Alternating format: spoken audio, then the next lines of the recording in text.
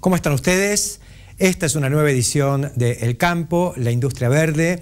Y hoy vamos a comentar un trabajo muy importante, muy serio, que organizó la Maestría de Agronegocios de la Universidad Austral, en cabeza del ingeniero José Gové, donde se encuestó a los 50 productores más grandes de la Argentina para marcar un poco la tendencia de los últimos años. Es una encuesta que analiza lo que ocurrió entre el 2008 y el 2013 y creo que hay mucha miga, mucha tela para cortar conversando con el ingeniero José Gové. Luego vamos a conversar con Sebastián Cogiola, que pertenece a la empresa Adama. Adama es la continuadora de Magan y es una empresa que viene creciendo en el mercado global de agroquímicos, una empresa de origen israelí que ahora está incursionando en China, nada menos, adquiriendo compañías. Así que queremos conversar sobre toda esta cuestión tan importante porque Adama está muy involucrada con el desarrollo, digamos, de los agroquímicos en la Argentina y fundamentalmente con lo que está ocurriendo en esta era de post-glifosato. Luego vamos a conversar con Martín Murguiondo y Philippe de Weer. Ellos pertenecen a la empresa Desmet Contractors. Esta empresa es la que tuvo a su cargo el desarrollo, la construcción, la ingeniería de la planta de Acabio, que se inauguró recientemente en Villa María. Es una gran planta de etanol, a mi juicio la de tecnología más sofisticada en la Argentina, así que va a ser muy interesante lo que podamos conversar con estos técnicos en nuestro bloque de biocombustibles. Y como siempre compartiremos con Jorge Castro su visión y concretamente en este caso sobre la relación que hay entre el etanol, es decir, la energía generada a partir de recursos agrícolas y el precio de la energía tradicional originada en el petróleo. Creo que tenemos un menú bastante interesante para esta edición que enseguida iniciamos aquí en El Campo, la Industria Verde. Iniciamos esta edición del Campo, la Industria Verde, conversando con José Gové. José es ingeniero agrónomo, es un experto en tecnología, es egresado de Purdue con un posgrado allá Cornell. De Cornell, perdón, siempre, porque haces cosas con Purdue también.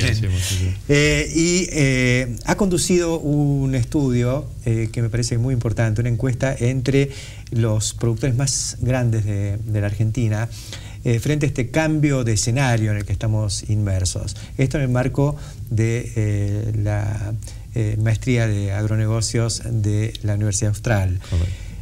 Contanos un poco cuáles son las conclusiones de esta encuesta, en qué consistió y hacia dónde rumbean los grandes. Bueno, mira, la idea fue tratar de entender mejor qué estaban haciendo los grandes grupos de producción en la Argentina. Vos sabés que en la maestría se hace junto con la Universidad de Purdue una encuesta todos los años a 70 productores, más con preguntas orientadas a la parte de características, cómo hacen su compra de insumos, financiación, ese tipo de cosas. Y acá dijimos, bueno, queremos apuntar a productores de arriba de 5.000 hectáreas, que es un segmento distinto, tiene una tipología distinta, de pradera pampeana, y conseguimos hacer un muestreo de 50 de los más grandes productores, sumando casi 1.800.000 hectáreas, que en producción de sojas y más que 15 millones en pradera pampeana es una muestra más que representativa. Y se hizo con resultados económicos desde el 2008 hasta el 2013. Complicado porque en la Argentina de hoy que te den resultados económicos, ese tipo de cosas, vos sabés que es difícil, pero lo hemos logrado con mucha colaboración de los productores. Estamos en el medio del procesamiento, pero ya con algunas tendencias y conclusiones interesantes. Bueno, una de ellas evidentemente es la caída de las rentabilidades de 2009, fueron 5 años hasta estos últimos años. El último resultado que tenemos es 2013, en general, en todos los segmentos, ¿no? Hemos dividido de 5 a 15.000, de 15.000 a 20.000 y de 20.000 hectáreas para arriba. No entran productores, digamos, propietarios de tierra exclusivamente, sino sembradores. Sembradores. Están los fondos de siembra que solamente alquilan, están los que alquilan y son propietarios, y están los propietarios, están todos. Otra de las cosas muy interesantes es que el famoso, o lo que todos creíamos, que al aumentar la la escala aumentaba la eficiencia, aumentaban las economías de escala. Parece ser que no están así. Estamos teniendo resultados que son superiores en los que están en la escala que va de 5 a 15.000 hectáreas o hasta 20.000 a los más grandes, ¿no? Los que están de 20.000 para arriba. Entonces estamos cruzando las variables para preguntarnos por qué es eso, ¿no? Supuestamente... ¿Qué línea de tendencia estás viendo? Mira, hay un gran recambio en todos los grandes fondos, o sea que nosotros asesoramos a varios de arriba de 20.000 hectáreas en cuanto a lo que son los costos de estructura. Se había crecido muchísimo en un montón de management fees que se cobraban y que ahora ya han dejado de cobrarse. Otra muy clara es que al aumentar en escala aumenta la proporción de hectáreas arrendadas, con lo cual el modelo de rentabilidad en la hectárea arrendada es también cada vez más complicado. Es marginal. Más marginal. Y además se ven obligados por ahí a arrendar por la propia estructura que los va llevando campos por ahí de menor calidad. Exactamente, exactamente. Claramente hubo mucha presión de la parte inversores que querían invertir, les obligaban tal vez a aumentar el número de hectáreas y eso hace que te vayas a zonas más marginales con menores resultados. Claro. Esa es otra de las tendencias, ¿no? Qué notable. Sí. Todo esto es hasta el 2013. No quiero ver lo que sería repetir esa encuesta del 2014 y más. Sí, es lo que queremos hacer. Y otra cosa un poco más para tenerla en cuenta es el aumento del nivel de endeudamiento, ¿no? Como ha venido aumentando. También más en los grandes productores que en los que están entre 5 y 10.000 hectáreas y más en la parte de fondos de siembra que en los propietarios, ¿no?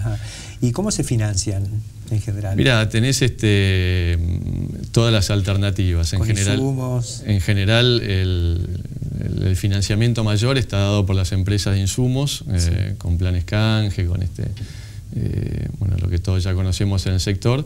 Cuando vas avanzando más en los fondos de siembra empiezan a aparecer alternativas más modernas en el mercado, como pueden ser los productos orientados a un profesional que quiere invertir en agro y es un industrial, un arquitecto o esa figura e invierte en el sector, ¿no? Y por último los bancos, que como vos sabés siempre más difícil a la hora de que los números no cierran mucho para financiarse con ellos, ¿no? Bien. Ahora, vos viste, dentro de esto están las grandes tendencias de rentabilidad, pero al mismo tiempo, dentro de cada segmento, se ve una caída de la actividad, se ve que algunos se han ido achicando, se van retirando. Mirá, en eso, en general, frente a las preguntas de crecimiento en los escenarios futuros, todos nos están contestando, la gran mayoría están contestando que piensan crecer, ¿no? Entonces ahí también hay como una disyuntiva, porque la pregunta que sigue, la que le queremos hacer nosotros, es ¿y por qué crees que tenés que crecer en hectáreas si la rentabilidad no tenemos claro que la rentabilidad va a ser mayor? Y es por eso que queremos ver cuáles son las variables. El productor en general cree que tiene que crecer y creciendo aumenta la rentabilidad. Pero vemos que no es tan así, ¿no? Se machacó muchos años con el tema de la escala y entonces el tema era crecer. Exacto. Hay también un componente, ¿no?, de crecer el riesgo al aumentar la escala, que es real, muchas veces no se refleja en la totalidad del resultado económico, pero tenés menos riesgo, ¿no? Claro. Sí, puede bajar la rentabilidad también como consecuencia de los precios y eso puede llevar a un aumento de la escala para mantener el negocio todavía dentro de parámetros relativamente atractivos. Exactamente. Eso puede ser una de las respuestas que vaya a ver ahora en la encuesta se hizo exclusivamente sobre la Argentina, porque varios de estos grupos también siembran en Uruguay, Paraguay, Brasil. La hicimos solamente en Argentina y lo que vamos a hacer, el próximo paper que queremos hacer es comparar esos números con los grandes productores de Brasil y de Estados Unidos, para ver cómo estamos en esos, retorno en los activos, retornos en márgenes brutos, todo ese tipo de números, ¿no? Endeudamiento. Los parámetros fueron absolutamente objetivos, digamos, no entró nada respecto a políticas y actitud frente a... Totalmente objetivos, sí, muy yendo directamente a los números. ¿Y cómo veían ellos, o hubo algunas preguntas o consultas respecto a tendencia de precios? Mira, esto ya es medio por fuera de la encuesta, ¿no? Hablando con ellos y cómo lo están viendo. En general están viendo un escenario de corto, un poco más complicado y con preocupación, pero un escenario de mediano y largo de firmeza. Y un escenario también de cambio político de mediano y largo, que es lo que los hace ser bastante más optimistas, ¿no? Hay lugares donde, aún con continuidad de la política o del gobierno, las expectativas se mantienen altas. Por ejemplo, en Brasil. ¿Cómo estás viendo el proceso de Brasil, sabiendo que andas asiduamente por ahí? Y mira, ahora vine hace poco y la verdad que es impresionante. Empezamos la siembra, la plantación con números que estaban por debajo del punto de equilibrio, con los precios de hace 45 o 50 días, y sin embargo va a crecer. Ya estamos cerrando esta semana 95% de la superficie sembrada de soja y va a cerrar un 6% arriba. Yo siempre digo que Brasil es como una locomotora muy pesada de frenar, ¿no? Creo que para que frene necesitas 2 o 3 años de números por debajo del punto del equilibrio, porque hay muchas áreas que vienen de transformación ganadera que te llevan 3 años, entonces esa transformación no la cortan por un año de bajos precios, ¿no? Hay un impacto en el maíz, en la superficie de maíz, yo creo que safrinha, la segunda siembra. Exactamente. Sobre todo se atrasó también la largada de la soja, con lo cual depende cómo llueva ahora en febrero, va a impactar fuerte en la safrinha, y sobre todo en el maíz de primera, ¿no? En el maíz de primera de los estados del sur también hubo una caída en la superficie de maíz, que bueno, ellos... En buena hora, el mundo tiene demasiado maíz en este momento. Tiene demasiado maíz y creo que bueno, es un momento en el cual también tiene que haber una recomposición de stocks y también la importación necesaria que necesita el mundo, de pasar de los 20, 30 millones que hoy están importando los distintos países importadores de maíz a 70 millones que son las perspectivas para el 2023, va a requerir de un aumento de maíz. ¿De la producción? Sí. Esa es tu visión, mira vos, porque hoy estamos en el síndrome de la abundancia, ¿no? Y no estamos viendo que se va a digerir. Nosotros creemos que la tendencia sigue firme, que es totalmente distinta a la de otros commodities, como puede ser, viste, el acero en China, porque se deja la construcción, a lo que está pasando con los 20.000 pozos de shale oil que están los últimos 4 años haciendo que caiga en esto, digamos, la tendencia en la alimentación. Las 70 millones de toneladas de carne que va a haber de más en los próximos 10 años siguen siendo firmes y no vemos razones para que eso cambie, con lo cual esos dos componentes que son el maíz y la soja van a seguir necesitándose. Ahora, la pregunta ahí es: ¿de dónde va a venir esa oferta si los números siguen como los de hoy? Porque claramente hay zonas marginales de Brasil en las que estuvimos que con estos números difícilmente. Vos viste Tucumán por inercia pueden hacer algo, pero como decís vos, a mediano plazo, si no mejoran los precios, se ahogan. Exactamente, con 2 o 3 campañas es muy difícil. Como acá en el NOA. Como acá en el NOA, se habla de 20% menos en Tucumán, estaba escuchando la estación Obispo Colombres, 20-30% menos superficie de soja. Bueno, todas esas áreas buffer, con estos números no pueden producir. Pero bueno, lo que me interesa es esta visión respecto a que hay un telón de fondo dominado por la demanda creciente, y si bien tenemos una gran cosecha coyuntural, la tensión va a ser muy grande porque falla un año y afoja cero con todo lo que es la fuerza de esta demanda, ¿no? Seguramente, vos viste que las curvas de crecimiento siempre mostramos las rectas, pero son en realidad serruchos, ¿no? De una bajada, una subida, una bajada. En este momento, con esa cosecha récord, estamos en una baja que creemos que... Habrá que seguir en el negocio. Así es. Muchas gracias. Menos mal, porque si no, no sé qué hacemos. Otra cosa, yo particularmente no sé hacer. Enseguida continuamos. Continuamos en el campo, en la industria verde. Ahora vamos a conversar con Sebastián Coyola. Pertenece a Adamá, una de las principales empresas de agroquímicos del mundo. Era muy importante, pero a medida que transcurren los segundos de este programa va siendo más. Creo que estaban octavos en el ranking mundial, ahora ya están quintos o sextos. Porque ¿qué hicieron? Estábamos séptimos a nivel mundial y ahora quintos.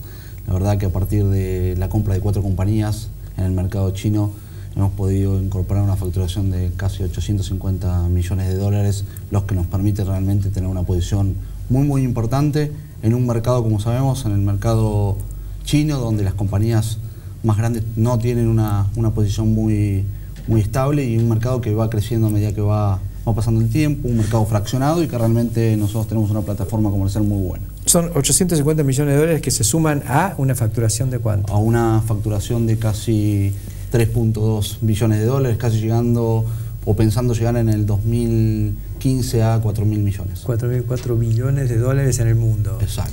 Contanos de qué origen es Adama, de dónde viene y quiénes son. Bueno, Adama es la evolución de Makteshinagan. Makteshinagan es una empresa de origen israelita que este año ha sido lanzada al mercado como una única identidad. Nosotros teníamos venta o comercialización en más de 120 países y en más de 50 subsidiarias, y este año unificamos marca, unificamos identidad y nos llamamos Adama en todo el mundo. Yo creo, no conozco mucho de lo que es el mundo de los negocios de Israel, pero me da la impresión de que debe ser una de las empresas más grandes de Israel. Sí, es una empresa realmente muy importante en Israel, y con un nivel de técnico realmente muy bueno. Entonces, el objetivo de la compra de esto en China es tomar un posicionamiento fuerte en ese mercado. Sin duda, creo que tiene, como decís vos, primero un objetivo que es ese, tener una plataforma comercial muy importante. Digamos que China es uno de los, debe ser el segundo productor agrícola del mundo, ¿no? Sí. Detrás de Estados Unidos. Exactamente. Con 300 millones de toneladas de arroz, no sé cuántas de trigo. Realmente tener una plataforma comercial a partir de la compra de estas 4 compañías nos hace posicionarnos realmente muy bien en el mercado. Un mercado, como ya sabés, bastante fragmentado de especialidades, pero con una potencialidad de crecimiento muy grande. Sí. Y otro de los aspectos importantes en esta compra es que realmente nos va a permitir seguir aumentando nuestro portfolio de soluciones. Nosotros, con algunas moléculas de origen chino. Sin duda, hay centros de investigación y desarrollo muy poderosos que de alguna manera han sido incorporadas con estas compras, y nos van a permitir aumentar nuestro portafolio y tener moléculas innovadoras en el mercado.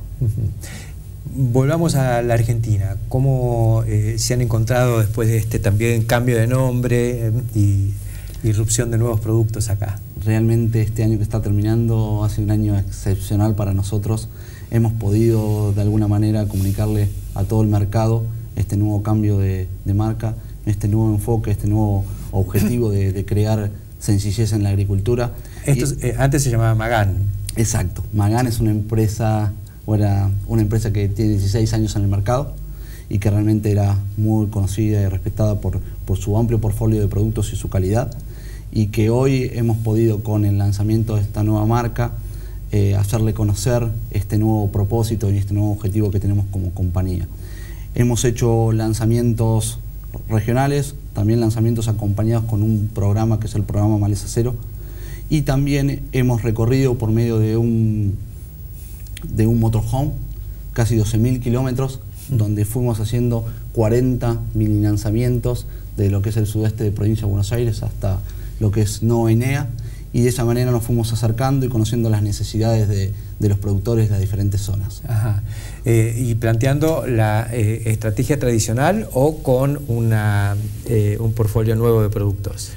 Realmente una de las grandes ventajas que tiene nuestro portfolio es que tenemos una cartera de productos híbrida, donde tenemos productos realmente innovadores y que le permiten dar una solución y un beneficio muy importante al productor.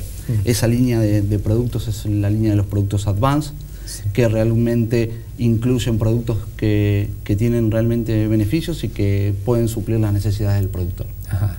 Porque acá estamos enfrentando, digamos, problemas nuevos, desde la aparición de la toma de conciencia del problema de tolerancia hasta también en lo que hace a plagas y enfermedades. Sin duda, para uno de los problemas más importantes que estamos atravesando, que es el problema de malezas tolerantes y resistentes, hemos creado desde Adama un programa que se llama Maleza Cero. Este es un programa que brinda soluciones tanto para el problema de las malezas tolerantes y resistentes, y que de alguna manera da, por medio de diferentes acciones, tanto talleres, tanto websites, información al productor para que tome las mejores decisiones en virtud de de alguna manera proteger sus cultivos y obtener los máximos rendimientos. Pues no solo se trata de la aplicación de un producto o de una molécula específica, sino que entran cada vez más a jugar aspectos agronómicos, aspectos de manejo, de sucesión de cultivos, de rotación de herbicidas y demás. Sin duda. La idea con esta herramienta, ese programa, no hablar solamente de que este principio activo controle esta maleza, sino hablar de todo lo que se refiere al manejo de malezas en cuanto a rotación de cultivos, rotación de modos de acción, diferentes alternativas, diferentes usos de herbicidas residuales, preemergentes, que realmente brinden herramientas para que el productor pueda controlar sus problemas. Vos, de acuerdo a tu experiencia y a todas estas vivencias con las 40 reuniones y demás, ¿consideras que hoy tenemos problemas que no tienen solución técnica todavía o tenemos herramientas para darle batalla a cada una de las problemáticas que se presentan? No, yo considero que hoy por hoy tenemos alternativas, que hay que seguir trabajando, innovando en virtud de generar mejores herramientas, pero que hoy creo que la mayoría de las empresas agroquímicas pueden brindar soluciones o herramientas para poder solucionar los problemas. Ajá. ¿Estás convencido de que lo que tenemos es lo que hace falta? Sí, obviamente que siempre la innovación de alguna manera permite seguir creciendo en rendimientos. La primera que innova es la naturaleza, que siempre te presenta un problema nuevo. Pero que sí, sin duda, y que de alguna manera podemos generar un buen manejo con las herramientas que hoy tenemos. La verdad que es apasionante lo que está ocurriendo con el tema agroquímico, que muchas veces aparece desde la ignorancia, digamos, de muchos sectores, en lo que hay alguna responsabilidad de nosotros los comunicadores, pero aparece como un problema, ¿no? Cuando a nivel global, desde China hasta cualquier país productor de alimentos, son la herramienta clave para que haya comida. Sin duda, sin duda. Sin duda, y cuando uno, como comentario adicional, cuando uno analiza todas las problemáticas o las complejidades que tiene el productor, el tema de protección de cultivos, si bien es una problemática, el mismo productor la siente resuelta. Quizás problemáticas que tienen que ver más con el negocio en sí son las problemáticas que más le preocupan y que de alguna manera nosotros desde ADAMA también queremos ayudarnos a que sea su vida más simple. Fantástica esa visión. Está muy bien pensar que técnicamente está todo resuelto, el problema pasa a veces a lo que sucede tranqueras afuera. Gracias, Sebastián, por acompañarnos en esta edición del Campo, la Industria Verde, y nosotros enseguida continuamos.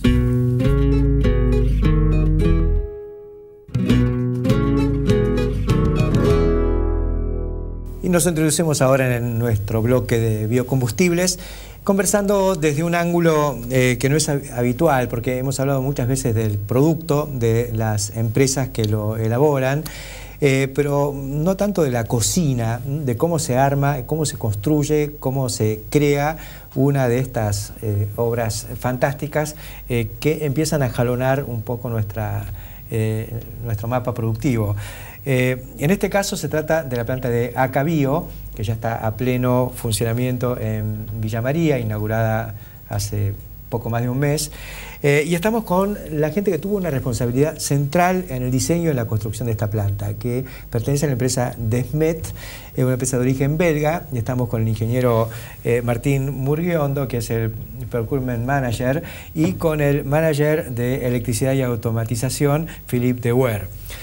Martín, la planta ya está lista, está funcionando, ya no hay más nada que hacer. Sí, la verdad, por suerte y a pesar de todos los desafíos que hubo, se llegó a buen puerto, tanto en tiempo de ejecución como en performance y lo que fue también el presupuesto, ¿no?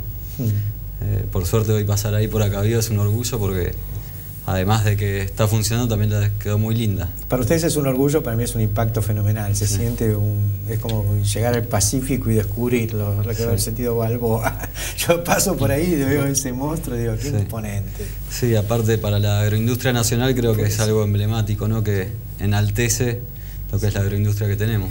A ver, yo dije así medio como chicana que ya no hay más nada que hacer. A mí me parece que ustedes deben estar todavía cocinando cosas. ¿Está todo resuelto en el plano, por ejemplo, de automatización y electricidad, Philippe? Sí, todo es listo, todo funciona bien. Algunos meses fue un periodo muy intenso por el arranque, por el puesto en marcha, y ahora somos ocupados con otras cosas en Acabio, con mejorar cosas también un proyecto de CO2. ¿De celulosa? CO2, de dióxido de carbono. Ah, ¿cómo es eso? Me hablaron, me contaba Víctor Castelo de que estaban con un proyecto de convertir o de aprovechar el CO2, el dióxido de carbono que sale de la fermentación. Exactamente, es una recuperación de ese dióxido de carbono. Hoy en día que iría al aire. Hoy en día se está venteando, ¿no? Después de un lavado, o sea, no es que sale algo tóxico, sino sale dióxido de carbono limpio, pero se está venteando. Y lo que logró Acabío es encontrar una empresa local de Villa María que es productora de dióxido de carbono, lo hace a través de quemado de gas natural. De origen o gas. sea, es una tecnología antigua, diríamos. Y fósil. Y fósil. Y Acabío dijo, en vez de quemar este gas, venía a mi planta, y le doy el dióxido de carbono, lo lavamos, lo comprimimos y lo despachás. ¿Y ese proceso lo tiene Desmet? Y el proceso es de Union, una empresa danesa. Ajá. Y Desmet lo que está haciendo de nuevo es la integración. Ajá. Desmet siempre lo que hace es integración de la tecnología con todo lo que es auxiliares y utilidades. Había una preocupación grande, uno de los ejes de esta industria es la eficiencia energética. Todo lo que tiene que ver con la generación de vapor y de electricidad. Sé que han instalado una turbina y demás. ¿En eso también han tenido que ver?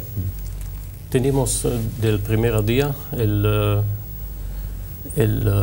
con una reserva de energía, con el vapor que necesitamos por el proceso. Sí. Y vamos a utilizar esta reserva de energía para utilizar por el CO2. Ajá. Que tiene 2 compresores gigantes de 400 kilowatts. Sí. Y esta potencia puede y también ser de esta planta. Desmet es una empresa global, digamos, una empresa que tiene proyectos en todo el mundo. ¿Han visto o se ha desarrollado antes en alguna planta de etanol esta recuperación de CO2? ¿Ustedes recuerdan, conocen? ¿Es algo habitual? Ahí es una práctica que se hace, hay mucho en Estados Unidos y mismo en Europa. Particularmente en Desmet tenemos un especialista en este tema, que es Wolfgang, que es quien un poco puso la semilla en ACA para que se lancen a esta recuperación. Sí, pues yo me acuerdo, hace unos cuantos años vi en ADM, en Decatur, en el estado de Illinois, una planta que usaba el dióxido de carbono, pero yo creo que era más como show, digamos, sin menoscabarlo, porque estaba muy bien, pero la usaba para un invernáculo enriquecido en CO2 para un crecimiento más rápido de unos pepinillos que producían ahí. Yo lo he visto también en gases de escape de caldera que se usan para meter en reactores de algas y hacer cultivo de algas. Siempre hablando de plantas piloto, ¿no? Todavía no se venden esas cosas en escala industrial, pero lo he visto también. ¿Están ustedes conformes con el nivel tecnológico en el que quedó operando esta planta? ¿Está trabajando a plena capacidad? Sí, de hecho está superando las expectativas, por un lado con menos consumo energético del que había estimado el tecnólogo, y por el otro lado con mayor producción. Es una planta que está... Eso está sucediendo en la Argentina en general. Cuando se termina algo, le sacan más rendimiento del que se esperaba. Y así somos, ¿no? Nos gusta apretar al máximo. Sí. Pero sí, también uno cuando hace la ingeniería siempre toma sus recaudos porque quiere la satisfacción del cliente. Claro. Y bueno, la satisfacción del cliente es saber que él puede apretar un poquito más el acelerador y la planta lo da. Qué bárbaro, ¿no? Sí, acá es necesario porque la competitividad es muy finita, así que qué bueno que está con esto. ¿Qué otros proyectos han desarrollado en la Argentina? Y estamos muy activos en lo que es en el campo de la cogeneración. Acabío tiene una cogeneración dentro de la planta, pero por lo que es la matriz energética actual, que está faltando energía y la industria sufre de quizá días de corte o precios muy variables, están investigando la posibilidad de meter cogeneración dentro de plantas existentes. Empresas importantes del rubro agroindustrial que quieren independizarse un poco de la red y ser ellos mismos los que generan. ¿Y con qué combustible? Y hicimos estudios con biomasa, esos son desechos de madera, hicimos estudios con gas y mismo con pellets de soja, de cáscara de soja. Con cáscara de soja. Y en ese caso sería lograr que la planta sea autosuficiente, porque un producto de la misma planta puede usarse para generar electricidad. También con cáscara de girasol, o sé que hubo alguna trabajando. Sí, cáscaras en general se pueden utilizar. Yo he visto, tuve la oportunidad de visitar este año, poco antes de la inauguración, la planta de Poet en Emmetsburg, una planta de etanol de segunda generación, digamos. La primera que hace etanol a partir de rastrojo de maíz. Un tema que va a ser muy polémico en Argentina, porque acá los rastrojos son sagrados, digamos, pero yo creo que un porcentaje del rastrojo se puede usar perfectamente para eso, ¿no? Sí. Algo de eso está de segunda generación, Desmet todavía no ha participado en ninguna planta. Está bien. Estamos sí en biodiesel, con plantas en varios lugares del mundo. También acá hicieron... Y en Argentina, Desmet Contractors no construyó una planta, sí se hicieron preingenierías. Es importante acá aclarar que existe Desmet Balestra, que es un proveedor de tecnología, y Desmet Contractors es una empresa constructora de llave en mano.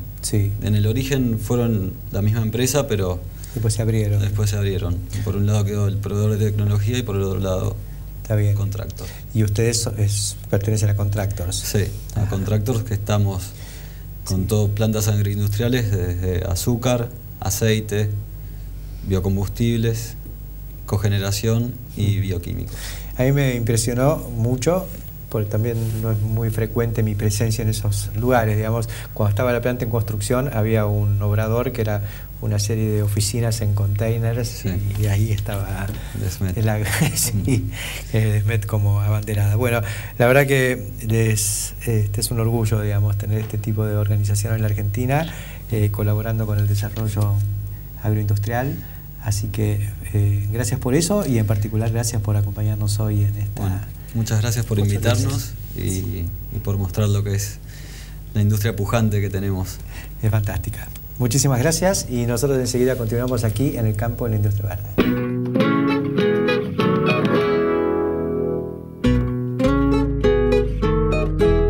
Continuamos en el campo, la industria verde, ahora en el espacio que compartimos con Jorge Castro.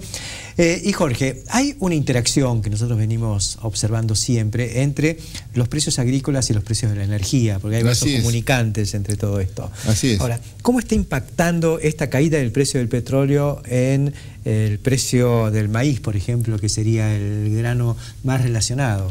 Bueno, está impactando de manera notable, en el sentido de que la industria más favorecida por la caída de los precios de los granos en el mercado norteamericano es la industria del etanol de Estados Unidos. El cálculo que conviene tener presente es el siguiente. El año pasado, el precio del insumo maíz en la industria del etanol era de $7 por cada galón. Ahora es $4. Y la tendencia es declinante.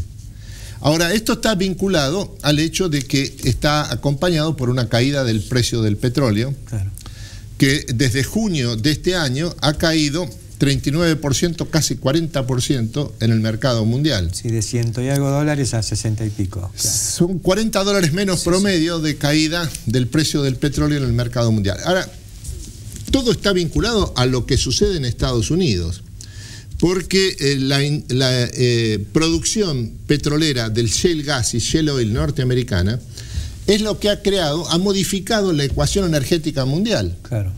En el sentido de que es un crecimiento tan extraordinario el de la producción de petróleo y de gas, del shale gas y shale oil en Estados Unidos, que se ha pasado en el sistema mundial de una economía de la restricción y de la carencia a una economía de la abundancia, economía energética de la abundancia. Claro. Es notable todo esto porque al mismo tiempo, en estos últimos 10 años, digamos, de expansión de los precios de la energía, del costo del petróleo y demás, hubo enormes esfuerzos para reducir el consumo. Entonces, de pronto aparece la nueva oferta del shale gas y del shale oil, con un crecimiento no tan fuerte de la demanda, y entonces, bueno, se produce una especie de choque de planetas y el petróleo exactamente. se viene abajo. Pero el dato más importante a tomar en cuenta es que la caída del precio del petróleo en el mercado mundial tiene como responsable directo al boom del shale gas y shale oil en Estados Unidos. El cálculo que conviene hacer es el siguiente, Héctor. En el año 2005, más de 60% del consumo de petróleo en Estados Unidos provenía de las importaciones. Este año, el 21% del consumo total de petróleo en Estados Unidos proviene de las importaciones. En el sentido de que Estados Unidos se acelera su vuelco hacia el autoabastecimiento energético. Claro. Que está previsto, esta es la estimación de la Agencia Internacional de Energía, que se logre en los próximos 10 años. Pero si el marco de referencia no es simplemente el mercado norteamericano, sino Norteamérica, sumando a Estados Unidos más Canadá, el autoabastecimiento energético de Norteamérica, Estados Unidos y Canadá, se alcanza en el 2020. Es notable. Ahora, volviendo brevemente a esta interacción y a la relación que hay con el precio de los granos, hay una lógica. El precio del maíz entonces baja porque el precio del etanol baja, pero al mismo tiempo, al bajar el precio del maíz, se mantiene la competitividad de la industria del etanol. Claramente. Se sigue produciendo. Claramente. Pero lo que pasa es que vuelcan su producción, la vuelcan a las exportaciones. ¿Qué es lo que ha ocurrido? En el sentido de que el total de las exportaciones de la industria de etanol norteamericana son 13 veces superiores a las del año pasado. En este momento la industria del etanol de Estados Unidos se está vendiendo en 80 mercados distintos del mundo. Y en el dato más importante y en cierta forma curioso y revelador de la estructura de precios y de costos de las dos industrias, el principal importador de etanol proveniente de Estados Unidos en esta parte final del año es el mercado brasileño. Que son los otros grandes productores a partir de caña de azúcar. Son los grandes productores a partir, en vez del maíz, de la caña de azúcar. Es muy interesante este mecanismo, estas interacciones y vasos comunicantes, porque de no existir esta industria, de no haber existido, y surge en los años incluso arrastrando a la suba al precio del maíz, y generando ese debate entre alimentos versus energía y demás. Pero si no hubiera existido, hoy las existencias de maíz serían enormes, porque es el mayor consumo unitario de maíz en los Estados Unidos. Es el 40% del total de la cosecha norteamericana este año. Sí, para etanol. Además, en el año 2000 era el 5% del total de la producción maicera norteamericana. Ahora es el 40%. Imagínate que los mercados están bastante deprimidos porque el stock final de la campaña sería de 40 millones de toneladas y están moliendo 130 millones de toneladas para etanol. Imagínate si no existiera esa industria, lo que serían las montañas de maíz sin destino. Sin destino provenientes de Estados Unidos, porque esta ha sido la cosecha más grande de toda la historia norteamericana. Es notable. Bueno,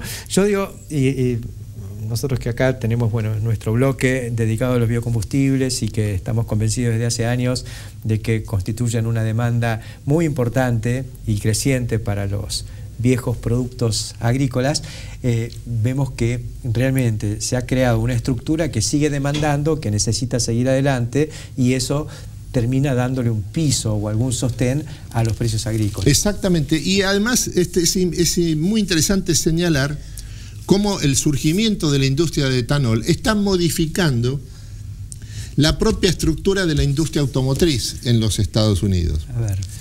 Como el porcentaje de mezcla del etanol con los combustibles es solo 10% del total, la respuesta que ha encontrado la industria automotriz norteamericana es desarrollar un nuevo tipo de motor para un nuevo tipo de automotores, que son los vehículos flexibles, que utilizan hasta 85% de etanol en su combustión interna.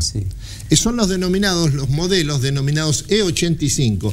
Y este año la industria automotriz norteamericana fabrica 11 millones de automotores con la característica de vehículos flexibles que utilizan hasta el 85% del etanol en su mezcla energética. Es fantástico, porque acá en la Argentina por ahí tenemos el debate de que no se puede también subir más del 10%, etcétera, etcétera, cuando en Brasil existe hasta el 100% de... Exactamente, 100%. Y en Estados Unidos la tendencia es a poder mezclar... Hasta poder mezclar el 85%.